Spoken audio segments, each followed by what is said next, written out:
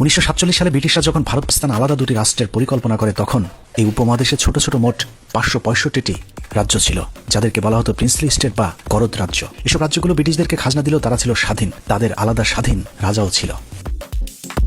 ব্রিটিশরা ভারত উপমহাদেশ ছেড়ে যাবার আগেই রাজ্যগুলোর সামনে 3 ধরনের বিকল্প প্রস্তাব করা হয়েছিল। তারা চাইলে ভারতের সাথে যুক্ত হতে পারে, চাইলে পাকিস্তানের সাথে, কিংবা এই রাজ্যগুলো যদি চায় তাহলে স্বাধীনও থাকার সুযোগ থাকবে।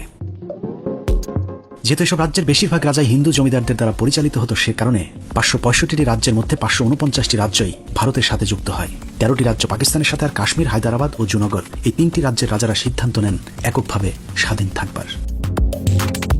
কিন্তু স্বাধীন রাজ্যগুলোকে খুব বেশি দিন স্বাধীনভাবে চলতে দেয়নি ভারত। ব্রিটিশরা ভারত ছেড়ে যাবার 1 বছর পার না হতেই সুকৌশলে 3টি রাজ্য দখল করে নেয় ভারত। প্রথমে দখলে নেওয়া হয় হায়দ্রাবাদ। পৃথিবীর ইতিহাসে বর্বরোচিত এক গণহত্যার মাধ্যমে হায়দ্রাবাদ দখল করে ভারতীয় হানাদার বাহিনী।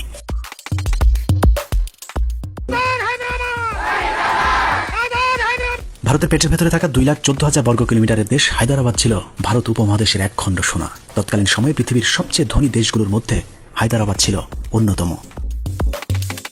হায়দ্রাবাদের রাজাকে বলা হতো নিজাম। টাইমস ম্যাগাজিনের স্বীকৃতি অনুযায়ী তৎকালীন নিজামুল মুলক শওকত আলী খান ছিলেন এককভাবে পৃথিবীর সবচেয়ে তখনকার ধনী ব্যক্তি।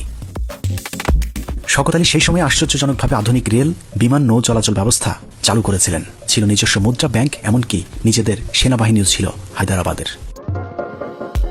এসব কারণে ভারতের লোলুপ দৃষ্টি পড়ে ধনী রাজ্য হায়দ্রাবাদের দিকে। 1948 সালের সেপ্টেম্বর থেকে অক্টোবর, 1 মাসের কম সময়ে রক্তক্ষয়ী মুসলিম গণহত্যার মাধ্যমে দখল করা হয় হায়দ্রাবাদ। টেইলর এবং এজি খানের মতো বিশ্লেষকরা দাবি করেছেন হায়দ্রাবাদ দখলে নিতে অন্তত 2 লাখ মুসলমানকে হত্যা করে ভারতীয় বাহিনী। ধর্ষণ করা হয় হাজার হাজার মুসলিম নারীকে, লুটপাট করা হয় মুসলমানদের অর্থ সম্পদ। খোদ উইকিপিডিয়ার তথ্যই বলছে অন্তত 27 থেকে 40,000 মুসলিমকে গণহারে হত্যা করা হয় হায়দ্রাবাদ দখলের মিশন অপারেশন পোলোর মাধ্যমে। On September 17, 1948, after the Indian Union sent the army on September 13th to basically take over. ভারতের পক্ষ থেকে অবশ্য এতদিন এই অভিযোগ অস্বীকার করা হয়েছে, যদিও ঐতিহাসিক সুন্দরলালের রিপোর্টটি প্রকাশ পাওয়ার পর সামনে আসে হায়দ্রাবাদের হত্যাযজ্ঞের বিষয়টি। যে রিপোর্টটি 2013 সালের 24শে সেপ্টেম্বর বিবিসির একটি খবরেও প্রকাশ করা হয়েছিল। হায়দ্রাবাদ দখলের আগে ভারত কিছু গোয়েন্দা তৎপরতা চালায়। প্রায় 85% হিন্দু অধ্যুষিত রাজ্যটিতে রাতের আধারে হিন্দুদের বাড়িঘরে হামলা, অগ্নিসংযোগ শুরু করে ভারতীয় গোয়েন্দা সংস্থা। এরপর হায়দ্রাবাদ সরকারের বিরুদ্ধে সাম্প্রদায়িক দাঙ্গার কাল্পনিক অভিযোগ তুলেই হামলা চালানো হয় সুখী সমৃদ্ধিশালী রাজ্যটিতে। এই একই অভিযোগে দখল করা হয় আরেকটি স্বাধীন রাজ্য জুনাগড়। আজীবন সম্প্রীতির সাথে বসবাস করা জুনাগড়ে হঠাৎ করে হায়দ্রাবাদের মতো রাতের আধারে শুরু হয় সাম্প্রদায়িক হামলার নাটক। মুসলিম শাসিত সুখী রাজ্যটিতে সাম্প্রদায়িক বিভাজন তৈরিতে ভারতের সবচেয়ে সফল অভিযানটি ছিল সোমনাথ মন্দিরকে ঘিরে। রাতের আধারে কে বা কারা সোমনাথ মন্দিরে হামলা করলে সেটাকে কেন্দ্র করে স্থানীয় বাহাউদ্দিন কলেজ মাঠে এক বিশাল জনসভার ডাক দেয় ভারত। স্বাধীন রাজ্যটির আইন ভঙ্গ করে ওই জনসভায় প্রধান অতিথি হিসাবে উপস্থিত থাকেন ভারতের হিন্দু সাম্প্রদায়িক নেতাও তৎকালীন ভারতের স্বরাষ্ট্রমন্ত্রী বল্লভভাই প্যাটেল। সেই জনসভা থেকে হিন্দুদেরকে মুসলিম রাজা তৃতীয় মোহাম্মদের বিরুদ্ধে খেপিয়ে তোলা হয়। বলা হয় ভারতের সাথে হিন্দুরা যদি যোগ না দেয় তাহলে জুনাগড়ে একজন হিন্দুও অবশিষ্ট থাকবে না, সবাইকে মুসলমানেরা হত্যা করবে। প্রজাদের মধ্যে চরম বিক্ষোভের জেরে গণভোটের আয়োজন করতে বাধ্য হয় জুনাগড়ের রাজা। সেই ভোটে ভারতপন্থীরাই জয়ী হয়। নির্বাচনের পর লর্ড মাউন্টব্যাটনে নিয়োগ দেওয়া ভিপি মেনন রাজা মোহাম্মদকে ভারতের সাথে যোগ দেওয়ার পরামর্শ দিলেও রাজা বরং ভারতের সাথে যুক্ত না হয়ে পাকিস্তানের সাথে যুক্ত হতে চান। এই মর্মে রাজা পাকিস্তানের কাছে সহায়তাও চান, কিন্তু পাকিস্তানের পক্ষে তেমন কিছু করার না থাকায় পাকিস্তান বিষয়টিকে জাতিসংঘের উপর ছেড়ে দেন। ফলশ্রুতিতে 1947 সালের 1 নভেম্বর ভারতীয় বাহিনী আগে থেকেই পরিকল্পিত হামলা চালিয়ে 8 দিনের রক্তক্ষয়ী যুদ্ধের পর জুনাগড় দখল করে নেয়। সে যুদ্ধ পরবর্তী সাম্প্রদায়িক হামলায় অন্তত 32,000 মুসলমানকে হত্যা করে ভারত। দখল করা হয় জুনাগড়ের মুসলমানদের বাড়িঘর, ব্যবসা প্রতিষ্ঠান। হায়দ্রাবাদ ও জুনাগড় দখলের পরই হামলা চালানো হয় কাশ্মীরে, কিন্তু ভৌগোলিক কারণে কাশ্মীর দখলে খুব বেশি সুবিধা করতে পারেনি ভারত। কাশ্মীরে ভারত হামলা করলে পাকিস্তান ও কাশ্মীরে সেনাবাহিনী পাঠায়। একদিক থেকে ভারত, অন্য দিক থেকে পাকিস্তান দখল করতে থাকে কাশ্মীর। 2 বছর এভাবে মুখোমুখি অবস্থানে থাকবার পর জাতিসংঘের মধ্যস্থতায় যুদ্ধ বিরতিতে যায় ভারত এবং পাকিস্তান। জাতিসংঘের সিদ্ধান্ত অনুযায়ী যার দখলে তখন যতটুকু ছিল সেখানে নিয়ন্ত্রণ রেখা টেনে আটকে দেওয়া হয় ভারতের কাশ্মীর দখলের অভিযান। পাকিস্তান নিয়ন্ত্রিত আজাদ কাশ্মীরে শান্তি বিরাজ করলেও অত্যাচার নির্যাতন অব্যাহত আছে ভারত নিয়ন্ত্রিত জম্মু কাশ্মীরে। 1957 সালে কাশ্মীরের জনগণের ব্যাপক আন্দোলনের মুখে রাজ্যটিকে সংবিধানের বিশেষ সুবিধা দেওয়া হলেও 2019 সালে মোদী সরকার 370 অনুচ্ছেদ বাতিল করে দেয়।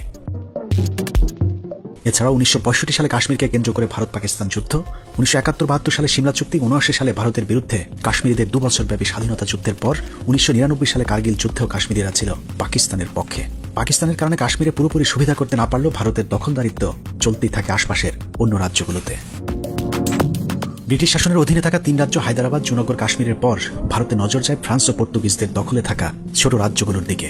হায়দ্রাবাদ, জুনাগড়ের মতো একই অভিযোগ তুলে 1961 সালে দখল করা হয় দাদরা হ্যাভেলি। একই সালে গোয়া, দমন দিউ নামের 2টো রাজ্য দখল করে ভারত। গোয়া রাজ্যটি দখলের ইতিহাস খুবই হাস্যকর। ছোট্ট একটি মাছ ধরা নৌকায় ভারতীয় গোয়েন্দা সংস্থা আগুন লাগিয়ে সেটাকে হিন্দু নির্যাতনের অভিযোগ তুলে রাজ্যটি দখল করে নেয়।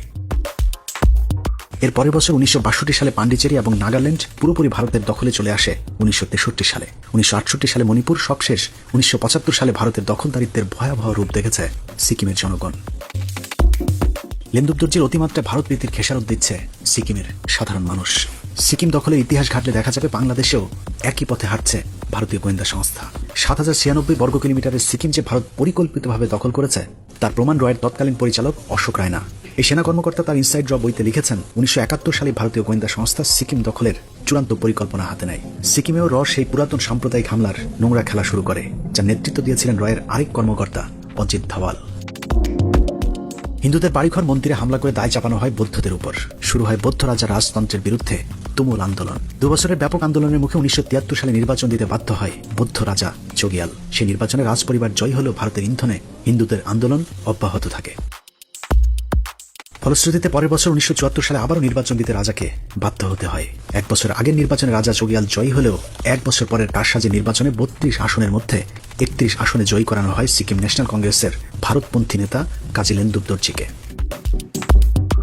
যেহেতু ভারতের কারসাজিতে নির্বাচনে জয়ী হয়েছিলেন, সে কারণে ভারতের প্রেসক্রিপশনেই দেশ চালাতে থাকেন লেন্দুবদর্জি। একক সংখ্যাগরিষ্ঠ সরকার গঠনের 1 বছর না যেতেই 1975 সালের 27 মার্চ ভারতের নির্দেশে রাজতন্ত্র বিলুপ্ত করে দেন কাজী লেন্দুবদর্জি। সেই সাথে রাজপরিবারের ক্ষমতায় আসার রাস্তাও আজীবনের জন্য বন্ধ করে দেওয়া হয়। রাজতন্ত্র বিলুপ্তি আইন পাশ হবার 8 দিনের মাথায় রাজপ্রাসাদে হামলা চালিয়ে রাজা ও তার পরিবারকে আটক করে ভারতীয় বাহিনী।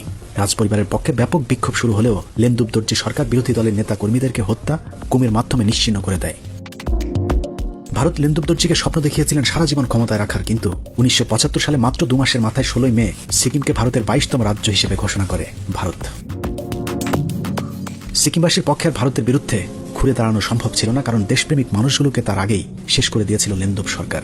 ভারতের ফাঁদে পা দিয়ে স্বাধীনতা হারানোর ক্ষমতালোভী লেন্দুবদর্জিকে সিকিমবাসী আজীবন ঘৃণা ভরে স্মরণ রাখবে।